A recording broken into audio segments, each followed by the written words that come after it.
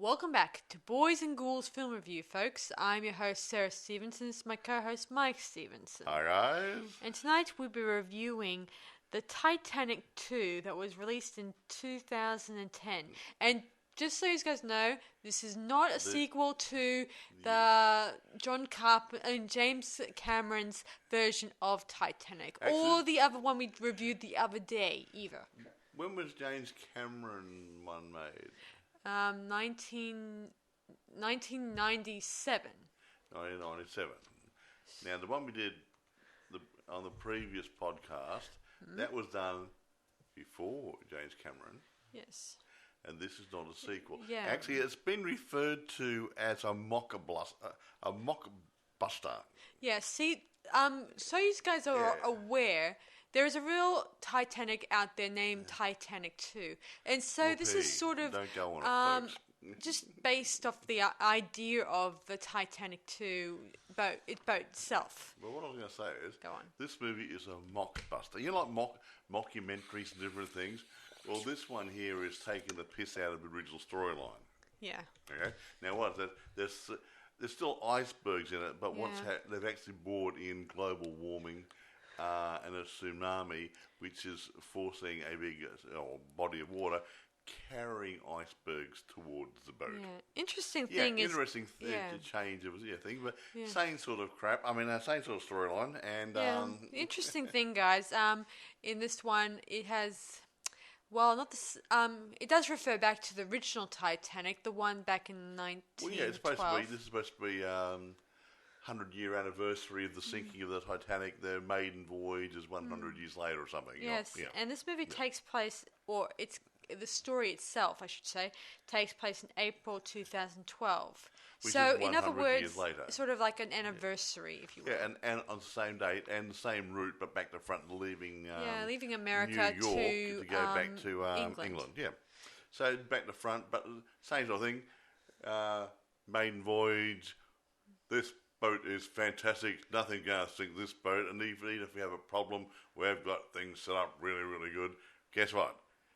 Wrong again. Yeah, well, yes, true. Yeah. Even with all their modern technology and all that stuff. All that stuff. Now, okay, here, I'll get into it. Now, there's a bit of trivia stuff in here as well as we're going through this.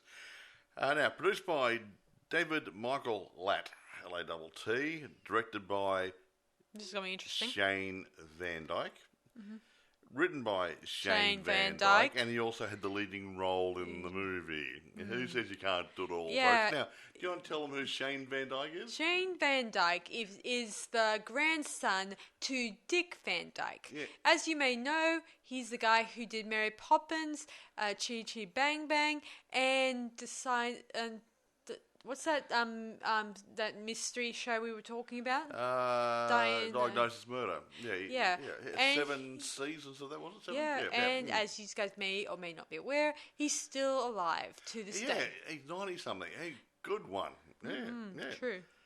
Yeah. Mike here, when we were watching it last night, he didn't think at first that this would be the actual Dick Van Dyke's grandson or something. I didn't say that. I said just because his last name is Van Dyke didn't actually mean he was related to him, because there are other Van Dykes out there in the world. But we had a look. Yes, he's the son of Dick Van Dyke or something. Dick Van Dyke's son was Barry, wasn't it? Barry Van Dyke. That's Sean's dad. And actually, I think Barry was in that Diagnosis Murder, wasn't he? Yeah, he played a detective. Yeah. And let me see. Also, who's playing in this movie, who's a bit of a brother to Sean, is actually another Van Dyke. Carey Van Dyke. He plays First Officer Elmer Coolidge. Yes. Yeah. So, kicking off. So there's 2 Van Dykes in this movie. Yeah.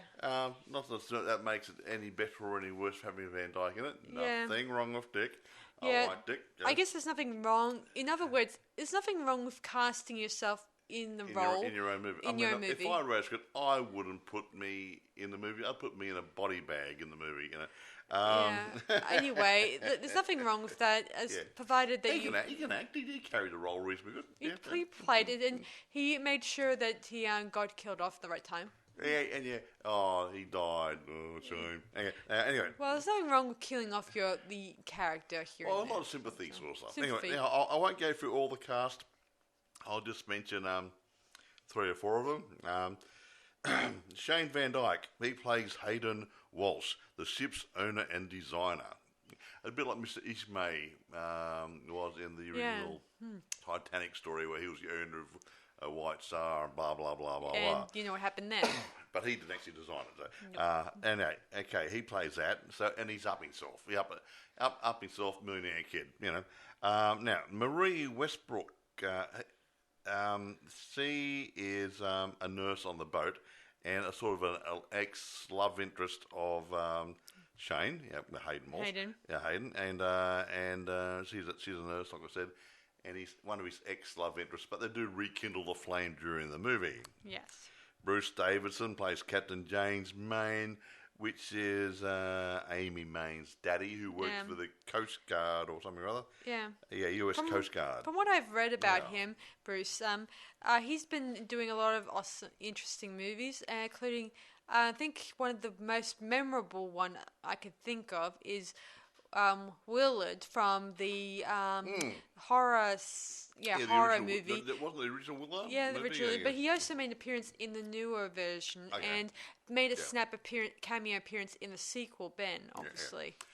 There you go then. And just so you guys know, Rats.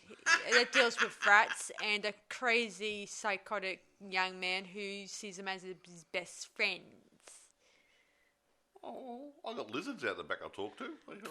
So anyway, back to the story here. And Carrie Van Dyke, like we mentioned before. I won't mention all the other people. Now, what about the captain? That doesn't, even though that doesn't matter. Yeah, but they're not major roles. Yeah.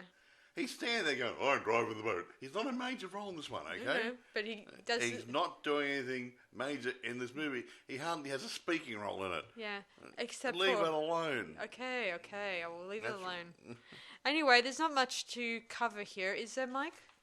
No, I think you roll into chatting story. We know the boat sinks, obviously. It's a Titanic movie. Okay.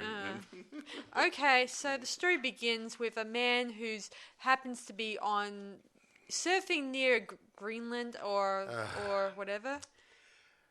We should get all your facts together. Okay, in the Arctic waters near in the Arctic. Helheim Glacier in Greenland, Greenland, a person is surfing on the waves created by the falling chunks of ice that fall off the glacier and into the ocean, causing the effects caused by the effects of global warming. Yeah, take it away, Grizzly. And the guy gets killed by a very big wave. Big wave, huge. Yeah. Anyway, then we cross over to the new Titanic boat. Yay! Yeah. And the owner's there saying, "Oh, we've got this new Titanic boat. It will not do the same mistakes as the previous predecessor did. We have plenty of lifeboats. We have plenty of lifeboats. But they're hidden. They're well hidden. The ones that are displayed, which look like they're mocked up ones. And Mike brought up something interesting about them last night when we were watching this movie. I made it in passing.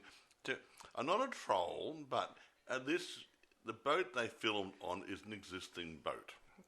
Yes. Okay, right. And it's moored. Hang on, where is it? We've got notes. I was going to talk about this later, but she threw it in now. Okay. The RMS Queen Mary is docked as a hotel ship and a tourist attraction at Long Beach, California. So I did the filming on that. And when they're standing on the deck there next to some lifeboats, the mock ones, they call them mock ones, it's supposed to be a brand new boat, and I saw rust marks on it. They could have at least painted the bloody boat. At least before, when you're filming. Yeah, just a little bit on that lifeboat. Just paint a little bit on it. It's supposed to be a brand new boat. Not new, a brand new boat, like a hybrid or some new bits and some old bits. No. It's just little things like, I know it's pedantic, and someone told me I was anal retentive and pedantic once. Yeah. Well, I can't help it. Yeah. So Hayden, the owner, meets his old flame, who's a nurse, I guess, Yes, on she is a on nurse. the There's on no the boat. guessing anything. And she's trying to get over him, even though how would you get over next if you're on the same boat? And he's a rich dude. He's good Yes, looking. he's got a lot of money and a lot of girls who are like his escorts. He walks on the boat like a movie star. Got 4 girls Dripping off his arms. hanging off his arms, and they weren't bad looking either. I must tell you guys, really good. Yeah. Anyway, he gets on the boat. A lot of people get on the boat too. Celebrities. A few. First and second class, last class, whatever. Last class, Steerage. Yeah. Steerage. Rowing group 1A over there, and 1B over that side. Yeah. Meanwhile, while this is all happening, Captain James, Amy's dad, who's a bit of a Coast Guard guy.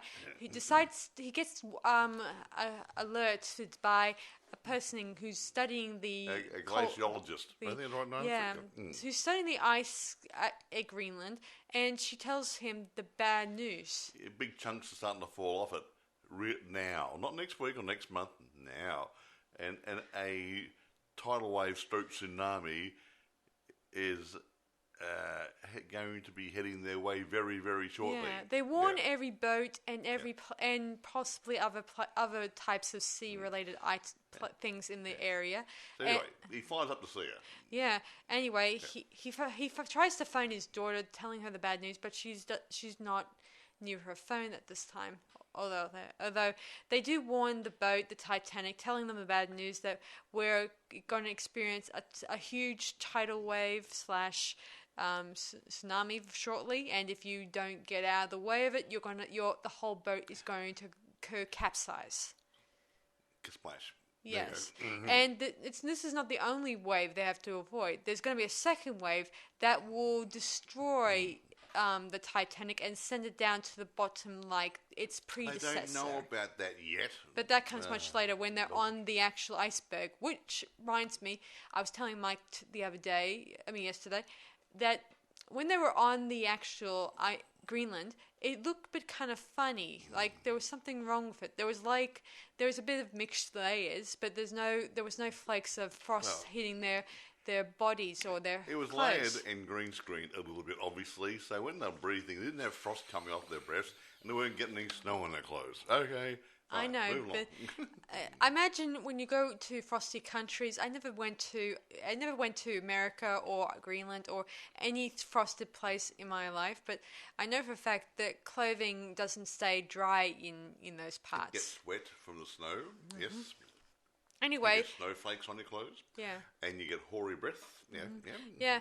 Eventually, they call in their warnings, and of course they try to warn the passengers, and I guess what happens? They start panicking, like you wouldn't believe. As Panicking. all good passengers do in these movies. Of course.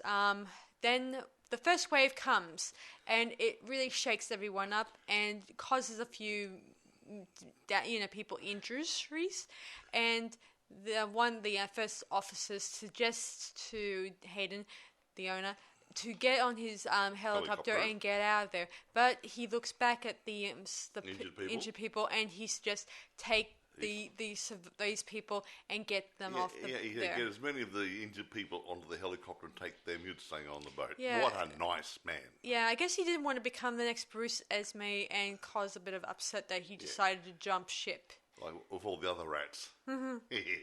Yeah. Anyway, one of the guys who was a total wacko claimed that it was all his fault. Hey, he didn't know that this was going to happen. No one predicted ice caps were going to melt. No, they didn't know this was going to happen. Impossible to put blame on anybody for this one. Yeah. Yeah, because they were prepared to see. They were well organized. They even had special devices to detect for any field ice or stuff like that. They had everything. They had everything. They had special radars and stuff and all good groovy things, and they knew everything. They had everything you need to be safe on the sea nowadays. Yeah, and now I know what you're thinking. They got lifeboats. Bad news for you folks. They're death traps. In a tsunami, it's like having a cigarette, an ashtray on a motorbike. It doesn't do a lot. Quite right. Yes. So, this warning that came from her Amy's father tells her that she should not get these people on these lifeboats and not get on herself, because this would mean an instant death in the ocean. Well, yeah, they'll be bobbing around like corks, and if a tsunami goes, they're going to be tossed around like pieces of driftwood, broken driftwood. It's bad news for some people. They would have been trashed and mashed up and died inside the lifeboats if they didn't get broken up. Yeah. See, the lifeboats in this one, they're like small submarines. Yeah, like mini subs. Yeah, you're fully enclosed, so you're protected from the elements and stuff. And I don't know if they do that now. Moving right along. So anyway, both Amy and Hayden, they try to make tried to escape what's going to happen. Of course, they find one of their friends who is very badly damaged in the other nurse. Yeah. They wrapped her wounds up and take her along with them, and they get trapped in an elevator while they were heading up to get to the lifeboats. Yep. And of course, they get stuck there, and then they had to go through the top hatch to get out. The hatch on top of the elevator. Yeah, so they climb up it, and they eventually find one of the doors, and they were told by Amy's dad to go to the diving something or other. The diving thing to get some air. Aqualung type thing. The aqua equipment, and in order to survive it. Yeah. So, but fortunately, when they were opening up the doors, the sealed doors, her friend got snappy pooed in half. Yeah, the door closed down really hard. Pressure sealed doors, and wasn't a pretty sight. But wasn't too gory. They didn't have good guts all over the place like a slasher movie, but it wasn't bad enough. Disgusting. They even tried to save another man who turns out he kind of died of the fire and the. Oh, I should mention there was an explosion, and it just killed the captain and probably some sort of turbines blew up or something in the room. And a few of the staff, and probably some of the people that were inside the boat. And themselves. Hence, a big explosion didn't do a lot for the integrity of the hull. Yeah. So the boat was going to sink. Gee. Oh, just so you guys know, the one big mistakes they did here was they didn't test the engines out before they head on their first major voyage. Well, they indicated that in the dialogue. Yeah, they haven't been fully tested yet. We didn't want to go over a certain speed, and when they did, they blew the first engine. The first engine, and then I think they had another one. Cut out and had to wait for it to cool down a bit. By that time, it was too late. Yeah, somehow they cut corners when it came time to test the boat itself. It reminds me of Towering Inferno. They cut a few corners in that one too, didn't they? In that building. And what happened? The building burnt down. Yeah. Certain things that you have to do in order to make sure a boat's safe. Anyway, to Hayden and Amy, they head to the diving area, and some of the gas tanks are gone. Yeah, someone's already got the idea. Yeah, so they took some. They had one aqualung there and one wetsuit. So Amy was he volunteers Amy obviously because he doesn't want her to die of frost. He wanted to protect her. And the wetsuits are they kind of they keep you warm from getting? Well, they're made out of rubber. Look, they're not perfect, but they're made out of rubber, which is an insulator. You'll still get cold. Yeah. But it'll probably slow it down a bit. Yeah, the boat begins to sink, and she quickly gets the wetsuit on her, and she suggests that they should share the oxygen. And he said no. It'd be better if he actually drowns, and then she tries to revive him later on if they get out. Yeah, which unlikely. So anyway, meanwhile, while this is happening, her father and the helicopter that he was driving in. The glacier lady. Yeah, and the glacier lady. They arrived there, but they're running out of petrol.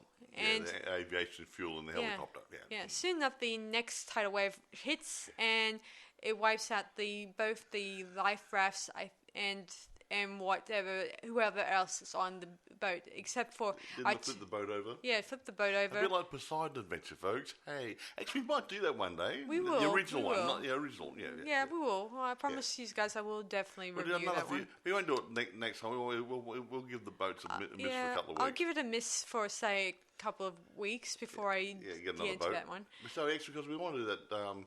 Titanic 666 coming out. Ooh, yes, there's So that we might too. do that one, then we do Beside Adventure after it, yeah. Hey, well, we'll Yeah, see. Anyway, that's about a month's time. so anyway, the boat starts to sink into the water, and of course, water is piling into the their compartment where they're both inside. Hiding. Yeah, and eventually they do their final kissy stuff, and Before he dies.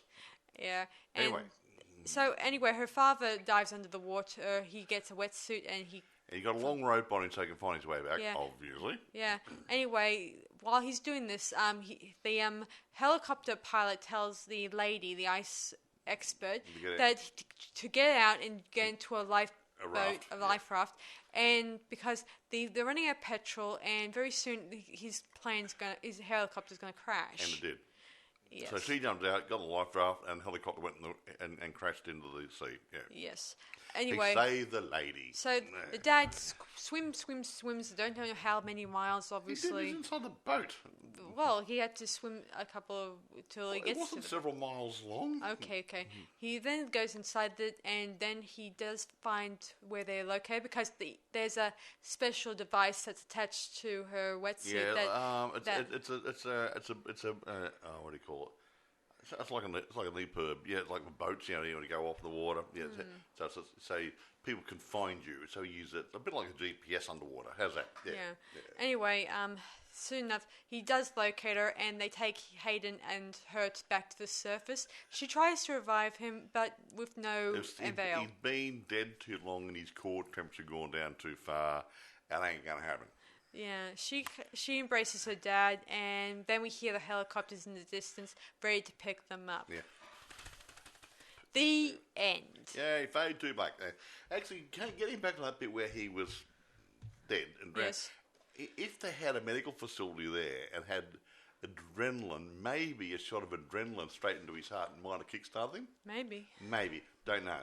Only a doctor could tell me or somebody, but being in cold water might have retarded the breakdown of the body tissue a bit as well. So I don't know how long he's supposed to have been unconscious, dead for, whatever. Yeah. It's a bit sad that in this one that unlike the Titanic where there were 700 people were saved, this was probably not.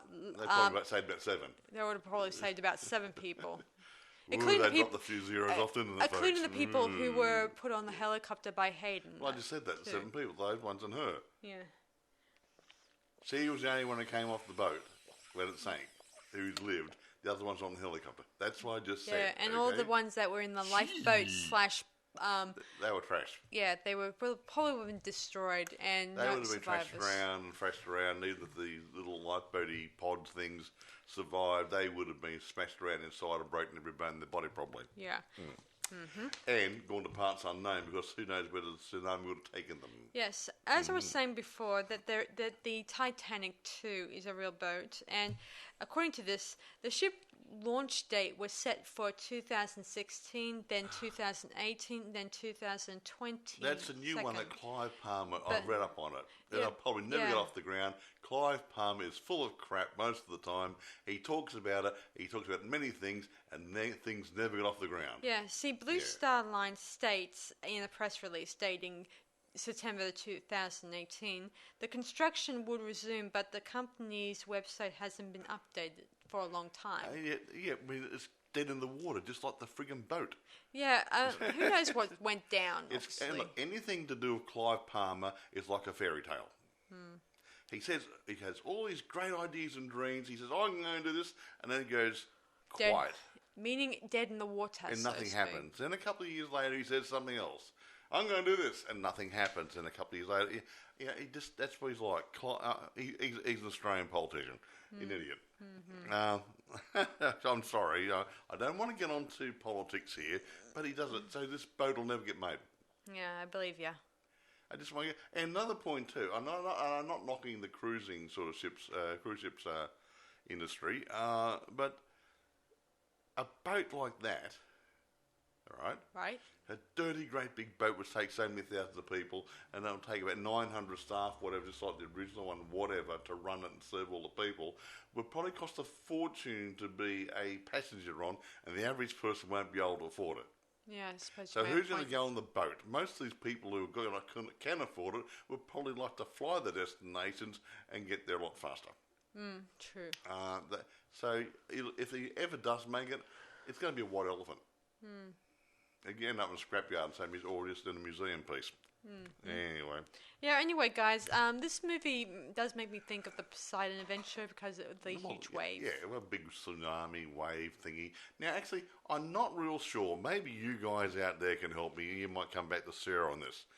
Now, I was under the impression that a tsunami was more of a water displacement, not a wave. So you get something like a volcanic eruption heaves some land up under the water, it forces the water to go as a bulk of water, not a wave. Okay, now if a piece of ice cap, ice flow, fell into the ocean, to me that'd be like a big tidal wave, wouldn't be a tsunami because it's not doing anything else. That's just my opinion. It's not a water displacement. It's like throwing a pebble into a pond. Yeah. That's not a tsunami. It's a ripple, which is a small wave. Yeah. See, I don't know. So if someone can come back and tell Sarah, I'd really appreciate it because I'm a little bit confused. Tsunami is a word that gets tossed around so many times nowadays. It sounds better than tidal wave. Yeah. Anyway, as I was saying about the special effects, I didn't think it was very detailed because when they came to the Greenland's ice cutting away, it looked so not realistic. It's green screen and it was a telly movie made on a budget. Yeah, so true. you can't have everything, okay? I know, but it makes me think of all the independent filmmakers. I mean, my friends who are independent filmmakers, and they do a lot better. And they do a lot. Some of them do it a lot better. Others still look like they did it out of a small budget, obviously. And you could tell right away how some of them can be not so realistic. There's really good independent movies out there, and they spend a lot of time trying to get the special effects right. This one didn't quite come up to par. I'm not saying it's bad.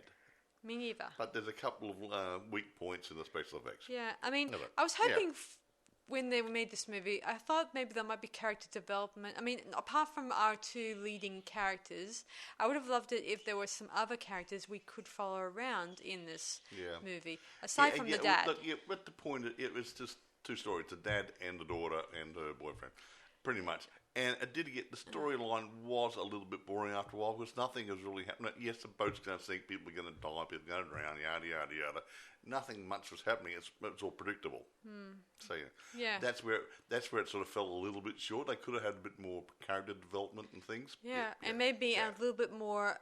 I mean, the film was it didn't drag so much. It was like 8 hours, 8 minutes long, or 80 minutes. 80 minutes long. Not very long, like the other two movies. It was a telly movie, probably with a 2 hour time slot with adverts. Yeah, say an hour.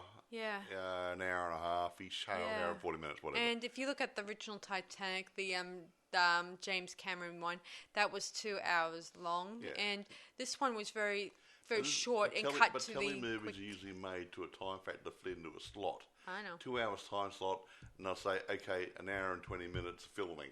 Got it. That's how I do it. So because you got to fit the adverts in. Right. Yeah. But the problem is that you cannot compare telly movies to A-grade movies. We said this the other day.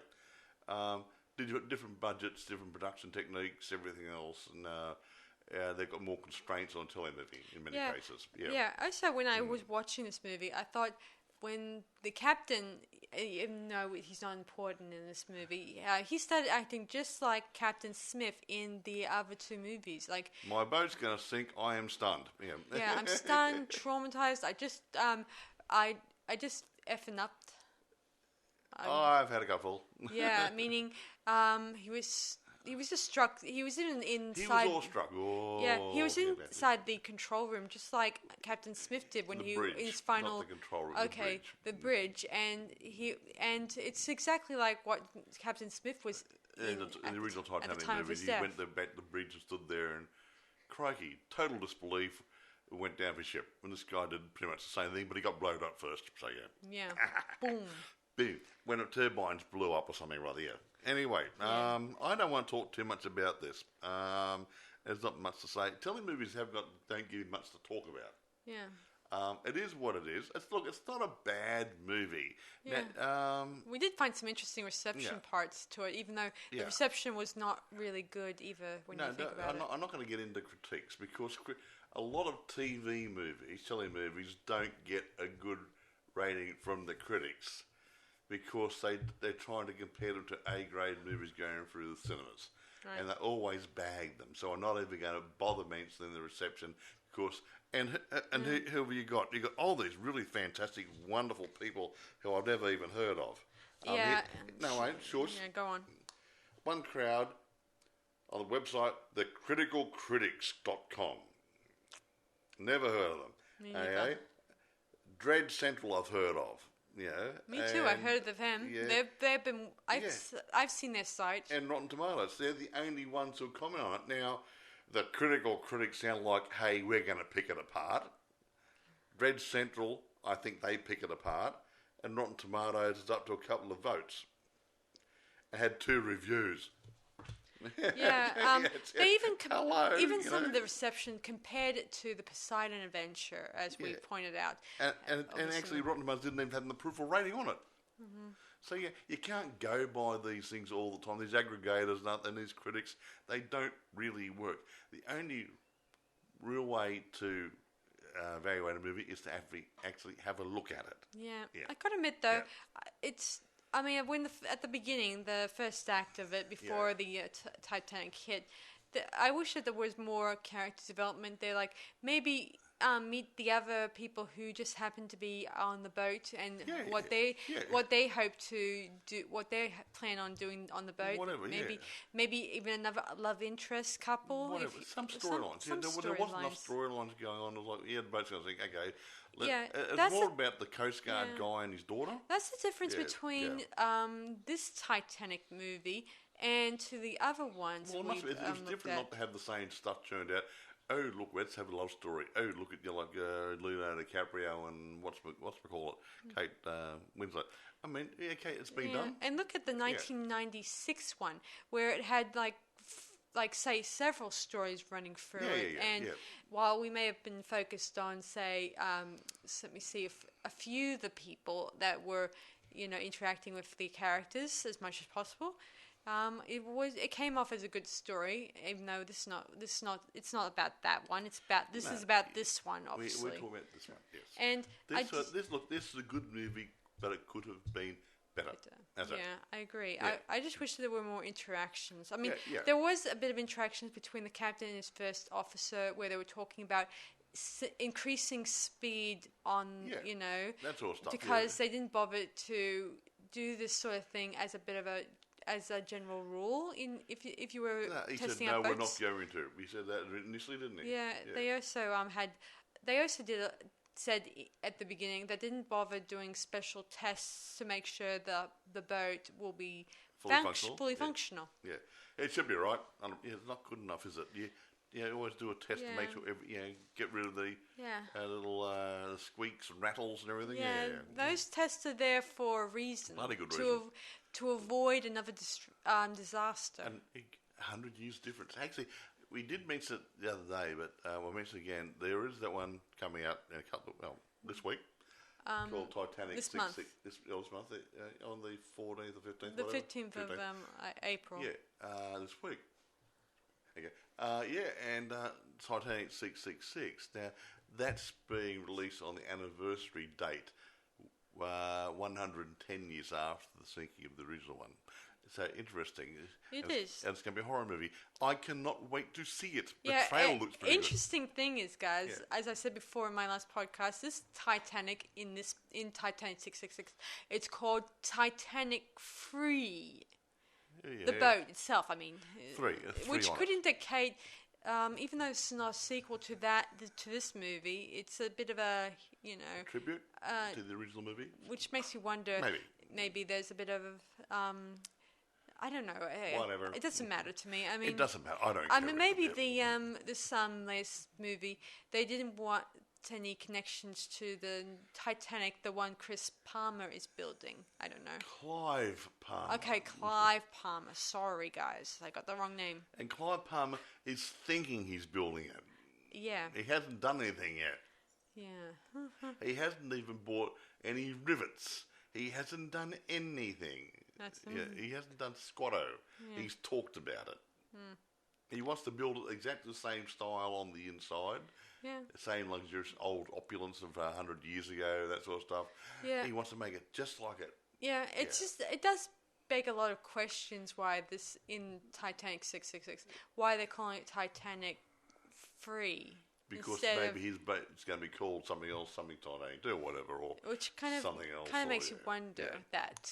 Like, what happened to the... Well, they mention what happened to the second one. But getting back to the one Clive Palmer is supposed to be building, I heard it's going to cost $500 million to build the bloody thing. Oh, boy. And that's a lot of money to throw into a thing which might die on its ass. Yeah. Yeah. And I can... And I can imagine the amount of people out there who may not want to jump on board and pay this money. It could be bucketloads of money. It wouldn't say, we're going to do a Rhine River cruise or something or other. It's going to be probably and as you said, Atlantic cruise or Pacific cruise. And a big one. As you said before, Mike, no one may even bother to buy a ticket on this boat. Like Elon Musk, whatever his name is, he's thinking of building a rocket that'll go to Mars or something or other. Yeah. Who's going to be able to afford to go? Hello, Ellen. Wealthy Use the money people. for something else, you know? Yeah, the only people who would probably go on Elon Musk would be media people and probably wealthy people. No, media people won't be going on. They won't be able to afford it. Unless they get special invites. Elon Musk. And now he's a really smart man in many ways. He's made a lot of money and everything, and good luck to him. But some stuff he comes out with, again, why are you going to waste money on a product like that? I mean, the governments do the rocket stuff, and you can't make real money out of it, so why are you going to do it? Is he a dreamer? I don't know. He's made a lot of money, but... Is he delusional? We think possibly. So. Yeah. With great power comes great...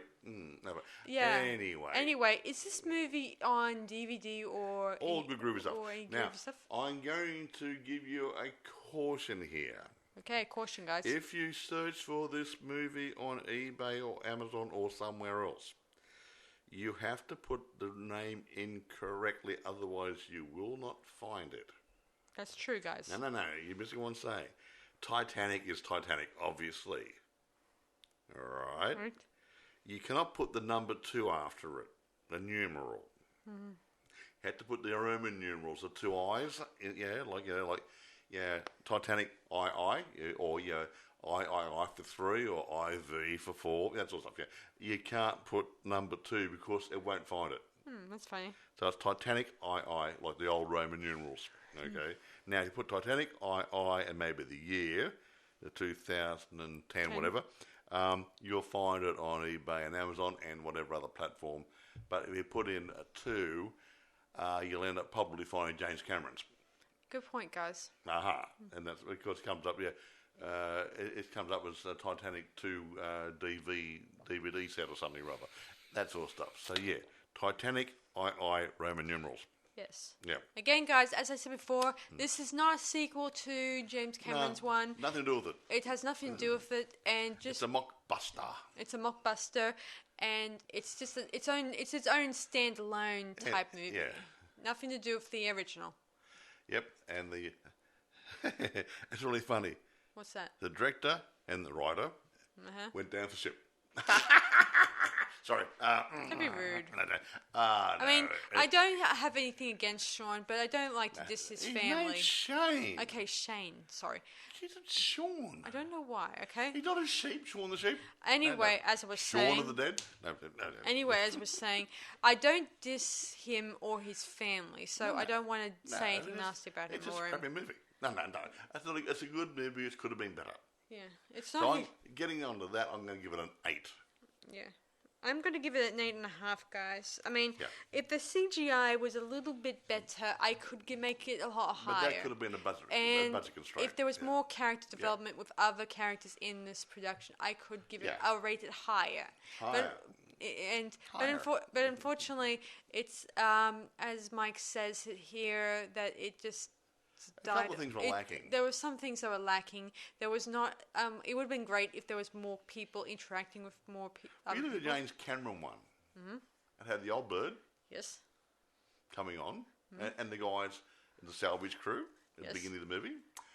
And then it goes back in time to when she was a young lady on the boat for the love interest. Yes. It brought her fiance and her new love. Yes. The two stories. An arrogance about a diamond, whatever, the blue... The heart of the ocean. Heart of the ocean. And a couple of other storylines were going through it. Yes. And it made the storyline was really, really good. And obviously the boat sank. We know that part. But yeah, and you need a good story and to keep it interesting. And if there was a... Yeah, it just didn't quite have that. Yeah, if they had... I remember in the new Poseidon Adventure, in that movie, they had... terrorists on board. If they added something like that as a bit of a, that would kind of shake the story up and maybe make it a lot more interesting. Yeah, but it would change the story altogether. It's supposed to be natural occurrences. I know. Yeah, we are challenging the world here. Yeah, we unsinkable. Well, sorry, there you go. Another one. Glug glug glug glug glug.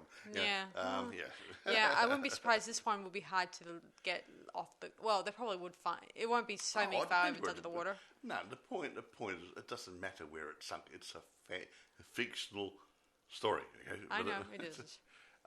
Having said that, I don't like to make light of the Titanic because over 100 years ago.